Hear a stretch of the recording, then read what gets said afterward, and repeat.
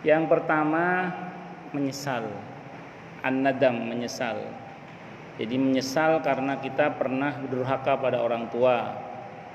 Kemudian yang kedua al-azam, berkomitmen untuk tidak mengulangi lagi untuk durhaka sama orang tua. Loh Ustaz, kan orang tua udah meninggal, mana mungkin mengulangi lagi? Loh bisa, orang tua sudah meninggal kita durhaka itu bisa. Caranya bagaimana? Caranya dengan tidak pernah mendoakannya. Nah, dengan cara tidak pernah mendoakan orang tua itu durhaka sama orang tua. Kenapa? Karena mendoakan kedua orang tua itu perintah. Al-Isra ayat 23-24 itu, di akhir 24 itu waqur rabbirhamhuma kama rabbayani shaghira. Kita wajib mendoakan kedua orang tua, itu perintah itu. Berarti kalau ada anak yang tidak pernah mendoakan kedua orang tuanya, berarti dia telah durhaka kepada kedua orang tuanya. Nah, jadi an-nadam, menyesal. Yang kedua al-azam, berkomitmen untuk tidak mengulangi lagi. Yang ketiga meninggalkan perbuatan maksiat tersebut, artinya jangan durhaka lagi. Artinya kita berusaha memenuhi hak-hak orang tua kita yang sudah meninggal itu. Ya seperti mendoakannya, bersedekah atas nama orang tua kita, terus kemudian memintakan ampun untuk kedua orang tua kita, berbuat baik pada teman-teman atau saudara dekatnya orang tua kita. Itu caranya, dengan cara berbuat seperti itu. Nah, yang terakhir, kalau bisa, kalau terkait dengan orang tua ya bahagiakanlah mereka itu dengan pahala yang terus mengalir. Terserah bentuknya apa, mau wakaf Al-Quran, mau wakaf pembangunan masjid atau musola, mau dalam bentuk beasiswa untuk fuqara masakin, yang pahalanya itu untuk kedua orang tua kita. Sebenarnya tanpa kita niatkan pun sampai. Tapi di masa Nabi beberapa sahabat meniatkan atas nama orang tua. Terus bahagiakan mereka kalau kita mampu dengan haji badal kalau kita mampu, atau dengan umroh badal kalau kita mampu. Begitu Pak. Wallahu a'lam bishawab. Insyaallah dengan itulah kita akan diampuni oleh Allah Subhanahu wa taala. Monggo yang lain silakan kalau ada. Monggo.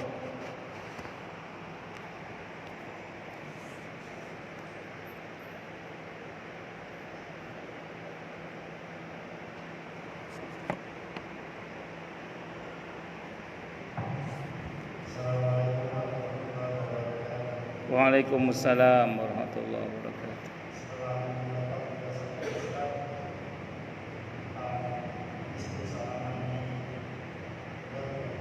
Ya. Ya.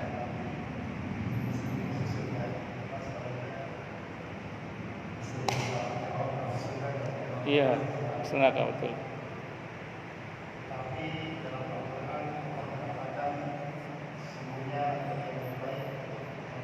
Bagus. Assalamualaikum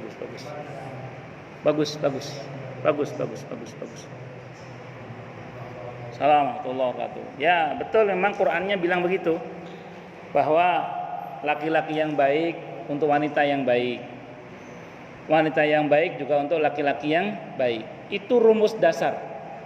Itu kaidah namanya. Itu rumus dasar, itu namanya kaidah.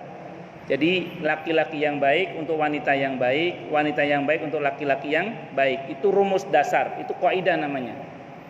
Tapi ingat, likulli qaidatin mustasnayat. Setiap kaidah itu pasti ada pengecualiannya.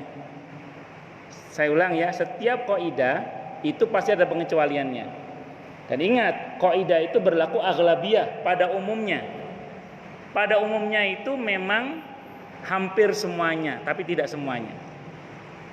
Nah, maka yang kejadian seperti yang saya ceritakan tadi itu nggak banyak. Ada, saya bilang tadi kan, ya ada. Ya yang baik sih banyak, cuman yang seperti itu ada, yang seperti itu ada. Itu sebagai bentuk apa tadi? Pengecualian. Satu dulu. Ada juga sebagian ulama yang mengatakan begini, ini analisa saja, analisa. Tapi ayatnya pasti benar, nggak mungkin salah. Jadi rumus dasarnya itu rumus dasarnya tadi itu.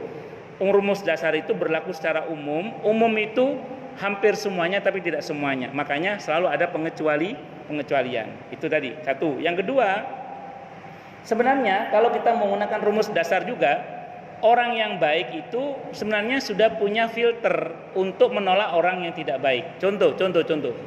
Bapak orang yang jujur. Suatu saat bapak bertaaruf dengan wanita yang enggak jujur. Begitu Bapak tahu dia nggak jujur, Bapak pasti udah menolak dalam hati itu. Cuman kan kadang Bapak maksa, kadang yang baik ini maksa, kadang yang baik itu maksa. Mungkin dia nggak jujuran sekarang, siapa tahu nanti dia bisa dididik untuk berlaku jujur. Akhirnya maksa nikah, begitu nikah ternyata nggak jujur terus. Naudzubillah min dzalik tadi. Ibu adalah orang yang amanah. Suatu saat ibu bertaaruf dengan laki-laki yang khianat. Begitu ibu tahu dia khianat, kebaikan ibu pasti udah menolak dia. Nggak cocok sama saya ini, dia pengkhianat, nggak cocok. Nah karena ibu nggak cocok sama yang berkhianat, kalau ibu cukupkan, ya sudah nggak akan berjodoh kan. Tapi karena maksa, akhirnya di-ACC oleh Allah. Jadi kebanyakan kenapa orang yang baik dapat orang yang nggak baik, itu karena yang baik itu maksa. Ini analisa yang kedua. Ini kita bicara muamalah, terlepas takdir. Ini kita bicara muamalah. Dan Anda perhatikan coba, beberapa orang yang akhirnya menyesal dalam pernikahannya kan karena maksa. Walaupun sebenarnya di saat ta'aruf saja dia sudah tahu itu nggak cocok, nggak bagus diteruskan. Tapi karena dipaksakan akhirnya apa? Saya mohon maaf ya, akhirnya yang baik dapat yang nggak baik. Karena yang baik maksa tadi itu. Sebagian. Ini analisa yang kedua ya. Ini bisa salah, namanya tafsir kan. Nah, tapi ayatnya pasti benar tadi yang pertama. Yang kedua. Yang ketiga, para nabi dan rasul itu seperti Nabi Lot, seperti Nabi Nuh kan gagal dengan istrinya. Dua nabi ini kan gagal dengan istrinya. Konon Nabi Nuh itu istrinya nggak satu. Dari sekian istrinya itu dengan yang satu itu gagal dia. Jadi nggak semuanya gagal. Terus kayak Nabi Lot itu nggak istrinya nggak cuma satu itu enggak. Jadi beliau gagal dengan yang satu itu. Kalau Asiyah itu sudah dilindungi oleh Allah. Quran yang menceritakannya dari masih hidup keduanya, Fir'aun sama Asiyah, ketika masih hidup itu Siti Asiyah sudah Allah lindungi dari Fir'aun. Setiap kali Fir'aun mau bersenggama dengan Asiyah, kan iblis menyerupai Asiyah dan dia tidur bersama dengan Fir'aun. Jadi Fir'aun itu tiap hari tidurnya sama iblis. Siti Asiyah kehormatannya dilindungi oleh Allah dari Fir'aun. Jadi beliau itu suci, tidak pernah disentuh oleh Fir'aun. Fir'aun itu setiap kali mau bersenggama dengan Siti Asiyah, selalu yang dirubah adalah iblis. Jadi iblis menyerupai Siti Asiyah dan dia tidur sama iblis. Itu Quran yang cerita itu. Nah, jadi Siti Asiyah terlindungi dalam hal ini. Dan Siti Asiyah ini kalau beliau bukan memaksa, dipaksa dia. Jadi kalau nggak mau nikah sama Fir'aun, diancam keluarganya mau dibunuh. Sehingga beliau terpaksa mau menikah. Tapi begitu menikah Allah lindungi kehormatannya, itu Asiyah. Jadi kalau Siti Asiyah bukan memaksa tapi dipaksa dia. Apa ada yang begitu? Ya ada saja. Namanya juga pengecualian toh. Nah, jadi saya ulang, ayat itu benar. Saya ulang ya, laki-laki baik dapat perempuan baik itu benar. Perempuan baik-baik dapat laki-laki baik-baik itu benar. Itu rumus dasar itu. Nah, saya contohkan tadi, orang yang jujur otomatis ya dia akan menseleksi orang wanita yang nggak jujur, sebagaimana laki-laki perempuan yang jujur akan menseleksi orang yang tidak jujur atau yang khianat sama yang amanah pasti nggak bisa cocok. Nah, itu rumus dasar dulu. Saya ulang. Nah, di balik semua rumus dasar itu selalu ada pengecualian, dan itu menunjukkan betapa sebenarnya manusia itu dinamis, akan selalu ada yang dikecualikan oleh Allah Subhanahu wa taala. Terus begini, sebenarnya ya, kalau kita cermati sebuah hadis yang sahih, al-Sahih riwayat At-Tirmidzi hadisnya, bahwa roh itu kan laksana pasukan yang dipersenjatai. Yang satu sama lain saling mengenal kan? Kalau saling mengenal maka dia akan saling bertaut. Tapi kalau saling mengingkari dia akan saling berpecah. Saya mohon maaf ya, sudah menjadi suami istri sekalipun, kalau hatinya, ruhnya tidak saling bertaut, maka akan saling mengingkari. Siapa contohnya? Nabi Nuh dan istrinya yang durhaka itu. Enggak saling bertemu ruhnya. Kenapa? Karena saling mengingkari, makanya tidak saling bertaut. Nabi Lot dengan istrinya juga tidak saling bertaut. Asiyah sama Fir'aun tidak saling bertaut. Kenapa? Ruhnya beda. Ruhnya orang yang amanah sama ruhnya yang khianat. Allah menyebut dua istrinya Fir'aun, dua istrinya Nabi Nuh dan istri Nabi Lot itu kan dua wanita yang mengkhianati suaminya. Sementara suaminya, kata Allah, adalah dua suami yang amanah. Amanah sama khianat, ruhnya orang yang amanah sama ruhnya orang khianat nggak cocok, nggak ketemu. Makanya nggak bisa bertaut. Nah, demikian juga ketika kemudian siapa tadi? Asiyah sama Fir'aun juga gitu sama. Asiyah beriman, Fir'aun kafir, nggak cocok, nggak bertaut. ruhnya nggak bertaut. Walaupun suami istri. Maka saya mohon maaf ya, saya mohon maaf sekali. Di antara, mohon maaf, misalnya di antara jenengan dengan suami, kok nggak ketemu tautannya gitu, kok rasanya nggak bertaut gitu antara suami istri ruhnya itu, saya mohon maaf ya, berarti ada masalah pada ruh kita itu, antara kita dan ruh pasangan kita itu berarti ada masalah. Ya, wallahu alam, ada masalah. Makanya bersyukurlah pada Allah kalau Anda dan pasangan Anda ruhnya saling bertaut. Wallahu a'lam bishawab. Saya gini. Contoh yang paling sederhana, bertaut dan tidak bertautnya ruh ini ya. Pernah nggak jenengan kangen sama teman lama? Kangen sama teman sewaktu SMP atau sewaktu SMA. Ini dulu teman kita baik dah banget itu pokoknya. Begitu kita kangen, kita pulang kampung, kita cari itu teman kita. Begitu ketemu kita kecewa. Kenapa? Karena dia sudah tidak seperti dulu lagi. Entah ada kesombongan di situ, ya, atau ada kesombongan di situ, atau ada gaya hidup yang berbeda, yang akhirnya ruh kita sama dia tidak saling bertaut lagi. Dulu saling bertaut, sekarang sudah tidak saling bertaut lagi. Ya, karena apa? Karena ada perbedaan kondisi ruh. Nah, itu jangan salah.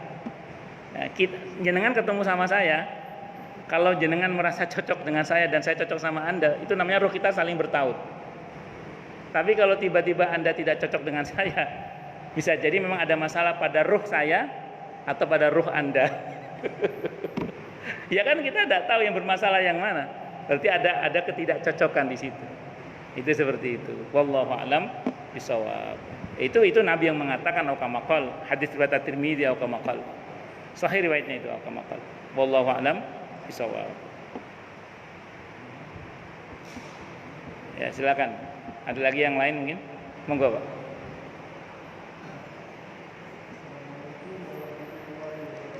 Waalaikumsalam warahmatullahi wabarakatuh.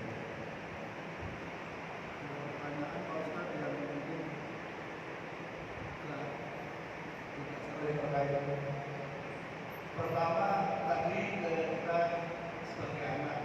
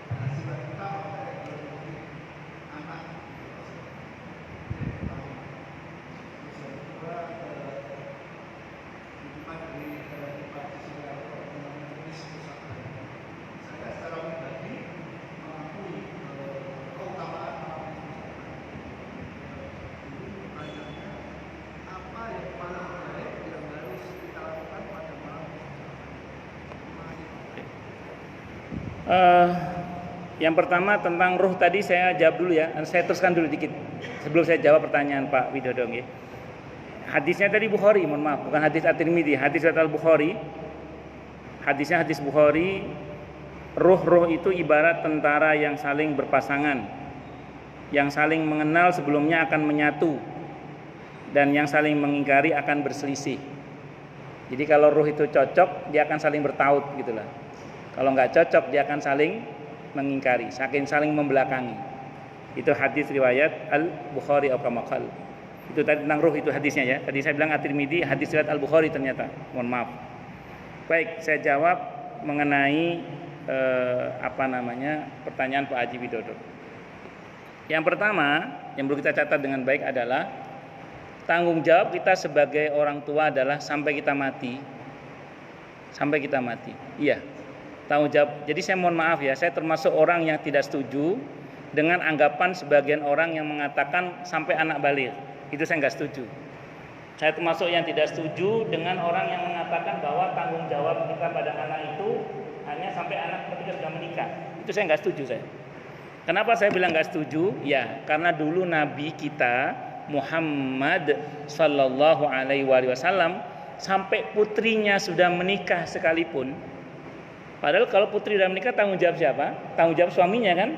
Nabi tidak pernah lepas tanggung jawab. Anda bisa baca dalam sirah, hampir tiap malam Nabi ketok pintu Siti Fatimah radhiyallahu anha dan pintu Ali bin Abi Thalib radhiyallahu an. Fatimah, Ali bangun tahajud. Fatimah, Ali bangun tahajud. Padahal kita tahu salat tahajud itu enggak wajib. Tapi hampir tiap malam Nabi membangunkan putrinya untuk salat tahajud padahal ada suaminya. Ketika ada masalah rumah tangga antara suami istri yang notabene itu adalah putrinya sendiri dengan menantunya Ali bin Abi Thalib radhiyallahu an, Nabi tidak segan-segan membela menantunya ketika terbukti putrinya yang salah. Bahkan menyuruh putrinya untuk minta maaf kepada suaminya dengan mengatakan bahwa aku bapakmu pun tidak bisa membela kamu kalau kamu tidak mendapatkan ridho dari suami kamu. Ini menunjukkan bahwa Nabi terus mendidik putrinya walaupun sudah bersuami. Jadi kalau Bapak nanya ke saya, sampai kapan tanggung jawab kita sebagai orang tua kepada anak sampai kita meninggal dunia? Contoh yang lain siapa? Nabi Nuh alaihissalam sama Kan'an, sampai Kan'an mati itu. Nabi Nuh berusaha keras agar putranya beriman, tapi nyatanya dia tetap memilih kafir. Nah, pada upaya udah maksimal dari orang tua udah mengingatkan, udah mendoakan, udah berusaha, kok masih gagal juga? Percayalah, kita tidak akan dicela oleh Allah. Kenapa tidak dicela? Karena kita sudah berusaha. Yang salah itu sudah nggak pernah berusaha, nggak pernah mendoakan juga. Nah, usaha itu nggak harus dengan nasihat. Saya sering bilang ke banyak orang tua gini, orang tua boleh capek menasehati. Saya ulang ya, orang tua boleh capek menasehati, tapi tidak boleh capek mendoakan. Karena saya mohon maaf ya, fakta di lapangan, ada sebagian orang tua itu kalau nasihati anaknya, galakan anaknya itu ya ada. Maka sampai di sini saya ulang, untungnya Pak, kita ini tidak wajib menasihati anak terus ketika kita sudah tidak sanggup lagi. Artinya orang tua boleh capek menasihati, tapi saya ulang, tidak boleh capek mendoakan. Terus doakan, sekali waktu nasihati kalau bisa, kalau nggak bisa didoakan terus. Dan saya mohon maaf, berapa banyak anak yang berubah menjadi lebih baik dengan izin Allah berkat doa orang tuanya, bahkan setelah orang tuanya meninggal dunia. Jadi ada loh anak itu sampai orang tuanya meninggal itu nggak baik terus, tapi karena doa orang tuanya setelah meninggal malah jadi baik anaknya, itu ya ada. Jangan salah, itu juga ada seperti itu. Yang penting saya ulang, jangan pernah berhenti mendoakan anak kita. Itu Pak G, nomor 1. Yang kedua apa tadi Pak? Tentang nisfu Sya'ban. Hadis yang sahih tentang nisfu Sya'ban itu hadis riwayat Al-Jamaah. Kata para ulama, hadisnya sahih dari semua jalur periwayatannya, bahwa pada malam nisfu Sya'ban itu Allah menatap seluruh makhluknya dan mengampuni seluruh makhluknya kecuali 2, orang yang musyrik dan orang yang berantem, musahin, bertikai. 2 orang ini tidak akan diampuni oleh Allah. Memahami hadis ini ulama ada 2 pendapat. Ini fakta di lapangan. Pendapat yang pertama mengatakan hadis ini sama sekali tidak menunjukkan keutamaan nisfu Sya'ban. Kata yang pertama, hadis ini hanya menunjukkan, hadis ini seperti hadis yang lain, kata ulama yang satunya, yang pertama, yaitu seperti halnya Allah yang turun di sepertiga malam akhir. Ya kayak gitu aja. Jadi nggak ada amalan khusus di malam nisfu Sya'ban itu, ya kita biasa aja lah. Ya kita tidur ya tidur, baca Quran ya baca Quran, ya terus kalau kita mau sholat ya sholat, gitu aja. Nggak ada amalan khusus. Ini pendapat yang pertama. Ini fakta fikih Pak. Ada yang berpendapat seperti itu. Dan ini di kalangan salaf juga ada yang seperti itu. Di kalangan sebagian salaf ada yang seperti itu. Sebagian ulama lah ada yang seperti itu. 1. Nah, pendapat yang kedua mengatakan, ini terutama ulama-ulama yang ada di negeri Syam. Ulama-ulama yang ada di mana? Di negeri Syam. Syam itu kalau sekarang ya Suriah itulah. Suriah, Irak, Palestina, itu wilayah-wilayah Syam.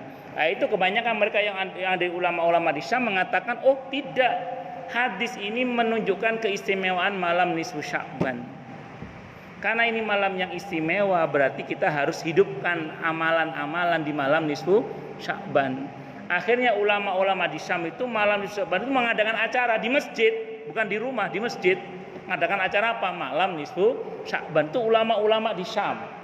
Kalau yang pertama tadi kebanyakan ulama di daerah Hijaz. Hijaz itu Madinah. Makkah Madinah kebanyakan nggak ngadain Pak acara itu. Tapi ulama-ulama di Syam itu ngadain, dan itu masih di generasi tabi'in. Di generasi tabi'in, bukan generasi luar salaf, itu masih generasi salaf itu. Jadi mereka mengadakan acara di mana? Di masjid. Mereka pakai baju baru, wangi-wangian. Mereka mengadakan acara di masjid, mensyiarkan keutamaan malam nisfu Sya'ban. Amalannya apa? Nggak diatur secara khusus. Ada yang baca Quran, ada yang bersedekah, ada yang perbanyak istighfar, ada yang perbanyak sholat sunnah, terserah bentuknya. Nah, Anda silakan memilih. Kalau Bapak nanya ke saya termasuk yang memilih menghidupkan malam nisfu Sya'ban, tapi terserah, tidak harus di masjid, bisa di rumah, amalannya bebas, terserah.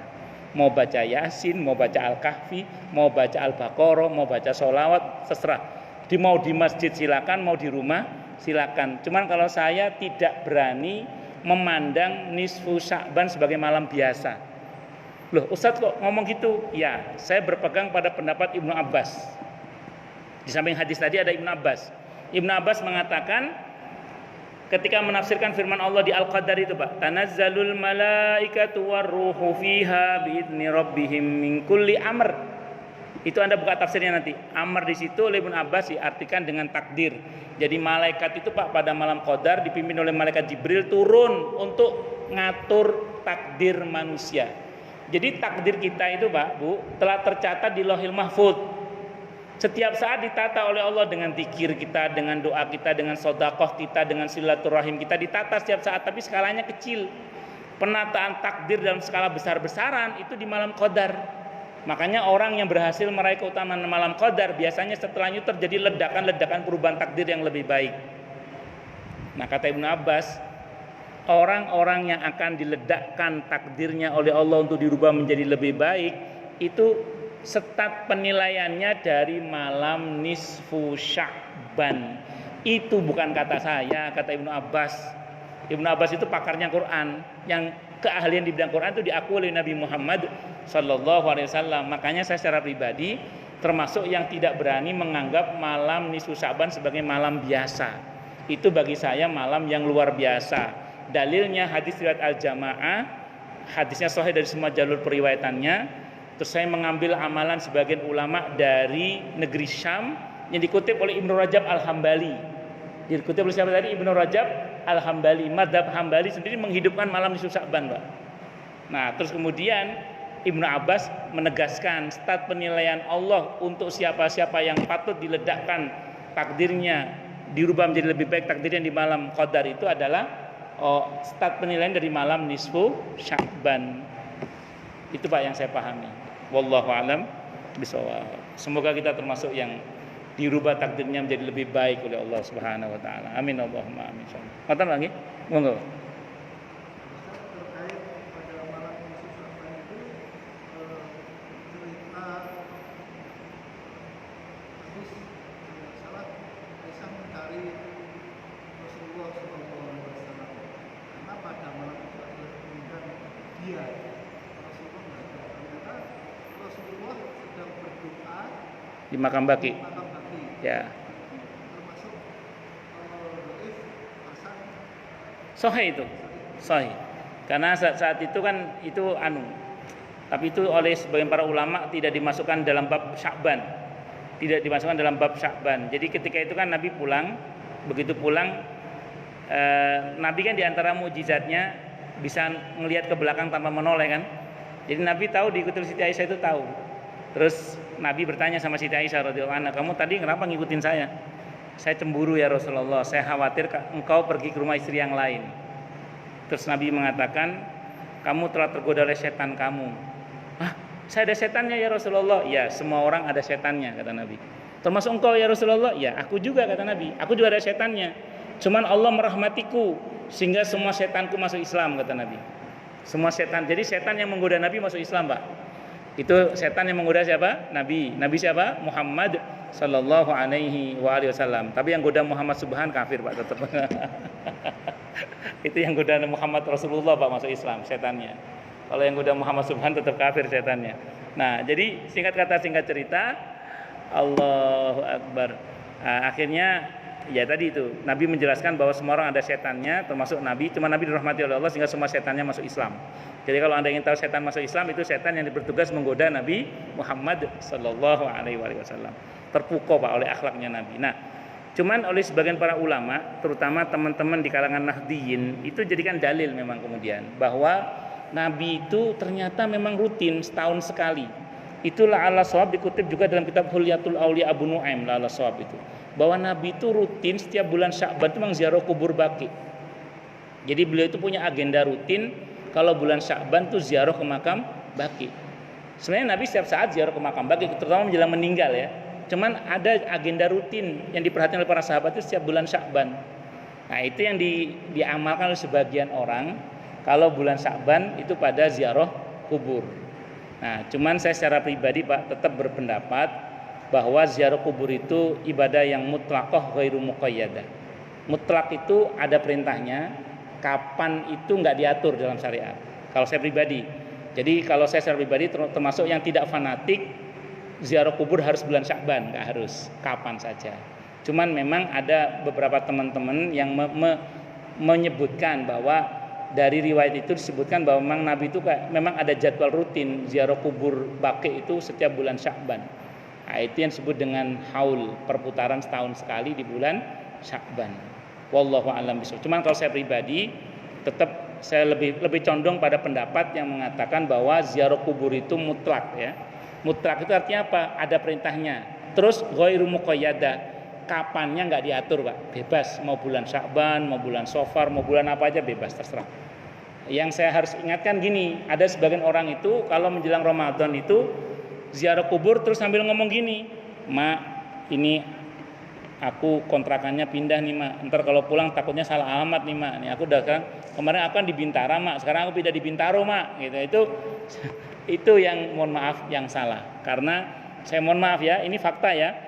Ada sebagian masyarakat kita ketika ziarah kubur di bulan Sya'ban dengan keyakinan jemput arwah. Apa namanya? Jemput arwah. Nah, itu tadi mau ngasih tahu kalau dia udah pindah alamat. Tadinya ngontrak di Bintara, sekarang ngontrak di Bintaro. Itu ya, mohon maaf, itu menurut saya salah itu. Kemudian yang kedua, nanti Idul Fitri ziarah lagi. Apa keyakinannya? Mulangin arwah. Ada yang begitu itu.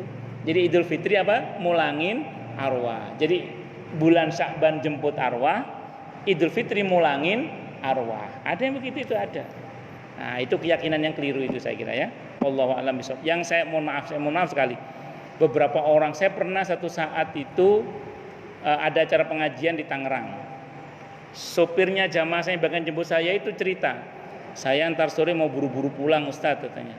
"Mau apa? Mau nyekar, mumpung bulan Sya'ban masih ada." Jadi maksa-maksain pulang itu untuk ziarah kubur di bulan Sya'ban. Ya kan kesannya kayak diwajibkan gitu maksud saya. Saya mohon maaf ya, saya termasuk yang tidak sependapat dengan pendapat yang mengharuskan itu. Harus di bulan Sya'ban maksudnya. Bahwa Anda sempatnya di bulan Sya'ban silahkan, tidak ada masalah. Oh, saya sempatnya di bulan Syawal, ya silahkan. Mumpung pulang kampung kan, ya silahkan. Oh, saya sempatnya di bulan Sya'ban, ya silahkan. Tapi jangan memaksakan. Saya itu, Pak, kalau udah kayak gini nih, kalau udah Sabtu Minggu gitu ya, pokoknya di jalan yang ada kuburannya aja, udah macet itu. Kalau udah bilang, iya kan? Hampir beberapa tempat kalau begini nih, kalau Sabtu Minggu, udah kebanyakan Sabtu Ahad itu udah kebanyakan macet kuburan. Nah, jadi ziarah kubur silahkan, tapi waktunya bebas. Anda mau ziarah sekarang silahkan, bulan depan silahkan, bulan sebelumnya juga tidak ada masalah. Wallahu a'lam bishawab. Saya kira itu. Cukup dulu ya. Kita tutup dengan hamdalah. Alhamdulillahirabbil alamin. Semoga kajian kita bisa bermanfaat, mubarakah fid dini wad dunya wal akhirah.